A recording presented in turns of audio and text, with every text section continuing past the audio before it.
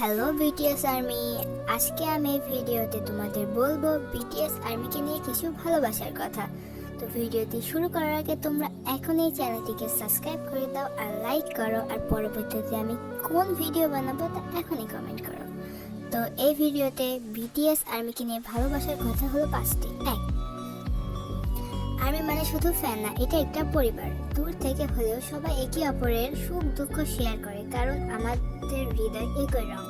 2, army বলে সেই শক্তি যারা 7 ছেলেকে আকাশের তারা বানিয়েছে। তারা শুধু মিউজিক ভালোবাসে না, তারা বিটিএস এর কষ্ট, স্বপ্ন, চোখের জল আর হাসিকে ভালোবাসে। 3, বিটিএস কখনো আর্মিকে ভুলে যায় না, আর আর্মি কখনো বিটিএস কে একা ফেলে না। এটাই সবচেয়ে শক্তিশালী সম্পর্ক, কোনো চুক্তি ছাড়াই, শুধু ভালোবাসা দিয়ে বাঁধা। 4, বিটিএস একদিন আর্মিদেরকে বলেছিল, আমরা যদি কখনো হারিয়ে যাই তাহলে তোমরা কি আমাদের ভুলে যাবে?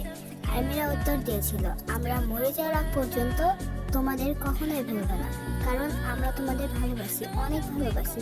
আমরা তোমাদের বলতে বোঝাতে পারবো না যে আমরা তোমাকে কতটা ভালোবাসি। আমরা তোমার সব সময় পাশে আছি। 5, বিটিএস মানে লড়াই করা।